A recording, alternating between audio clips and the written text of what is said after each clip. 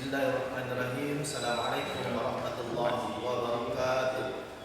Alhamdulillahirabbil alamin wassalatu wassalamu ala asyrofil anbiya'i wal mursalin sayyidina wa maulana Muhammadin wa ala alihi wa ashabihi al-mujahidin at-tahirin amma ba'd. Qala Allah ta'ala fi kitabihil karim wa mal hayatud dunya illa mata'ul ghurur. Shadaqallahu azim.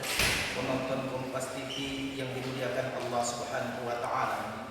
Syukur alhamdulillah mata masih bisa melihat, telinga masih bisa mendengar, tangan masih bisa meraba, kaki masih bisa melangkah, dan hati masih bergetar ketika dibacakan ayat Allah. Andai kata hati sudah tidak bisa bergetar lagi ketika dibacakan ayat Allah, maka perlu dipertanyakan ada apa dengan hati kita. Jamaah Kompas TV yang dimuliakan Allah Subhanahu wa taala.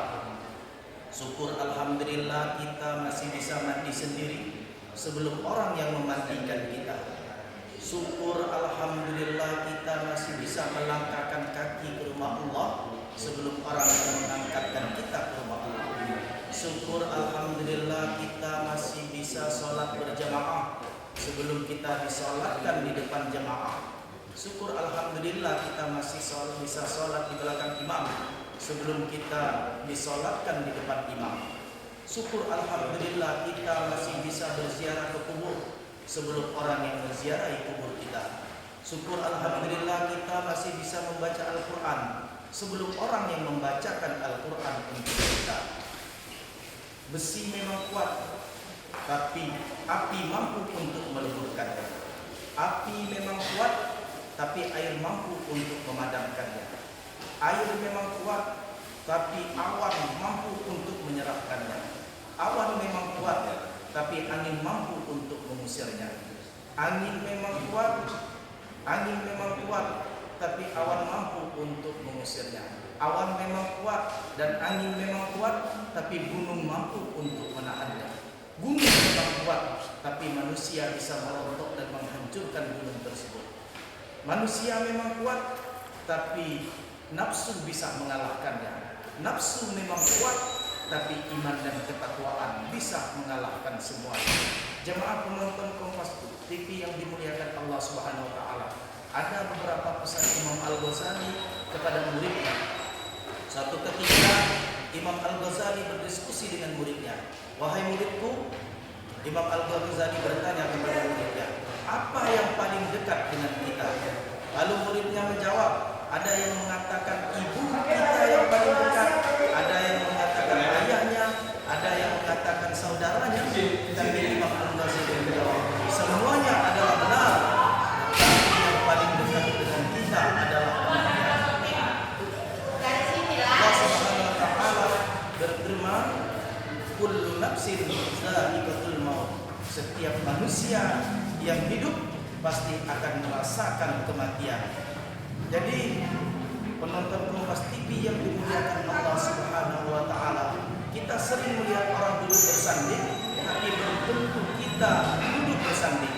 Kita sering melihat orang naik mobil yang mewah, kendaraan yang mewah, belum tentu kita menaiki kendaraan atau mobil yang mewah. Tetapi ketika kita melihat orang menaiki keranda, sudah pasti kita juga akan menaiki keranda itu tersebut. Jamaah Kompas TV penonton yang berbahagia, lalu Imam Al-Ghazali juga memanggil murid-muridnya. Kalau yang pertama tadi, apakah yang paling dekat dengan kita? Yaitu kematian. Lalu yang kedua, Imam Al-Ghazali memanggil murid-muridnya. Yang paling ringan apakah itu, kata Imam Al-Ghazali. Murid-muridnya menjawab, ada yang mengatakan kapas, ada yang mengatakan kertas. Semua itu benar, kata Imam Al-Ghazali. Tetapi yang paling ringan adalah meninggalkan sholat. Sholat ini adalah bentuk kedekatan kita kepada Allah Subhanahu wa taala. Tapi banyak manusia yang sering meninggalkan sholat ini tadi. Jemaah yang dimuliakan Allah, penonton Kompas TV yang berbahagia, ketika Allah sudah menjanji kepada kita, siapa yang melakukan salat, inna salati wa nusuki wa mahyaya wa mamati lillahi rabbil alamin, maka Allah akan menjamin kebahagiaan fid dunya wal akhirah.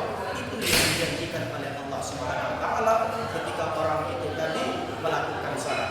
Dosen mengajar mahasiswanya, tetapi tidak ada jaminan mahasiswa itu tadi akan pintar. Ketika dokter mengobati pasiennya, dokter juga tidak bisa menjamin pasiennya akan sembuh. Tetapi ketika Allah mengatakan inna salati aqimis salat, Allah menjaminkan kebahagiaan di dunia wal akhirah, kebahagiaan di dunia dan kebahagiaan di akhirat. Lalu kemudian Imam Al-Ghazali memanggil para muridnya. Yang pertama tadi adalah yang paling dekat, kemudian yang paling ringan. Lalu Imam Al-Ghazali memanggil muridnya, apakah yang paling berat? Murid-muridnya menjawab, ada yang mengatakan yang paling berat adalah batu, ada yang mengatakan gajah dan lain sebagainya. Imam Al-Ghazali mengatakan, betul itu semuanya berat, tapi yang paling berat adalah memegang atau memikul amanah. Kenapa amanah ini sangat berat? Ketika Allah mengatakan kepada hewan, tumbuh-tumbuhan dan gunung, apakah kalian ingin memikulkan amanah? Gunung, tumbuh-tumbuhan dan hewan mengatakan dan menolak bahwasanya mereka tidak sanggup untuk memikul amanah itu tersebut.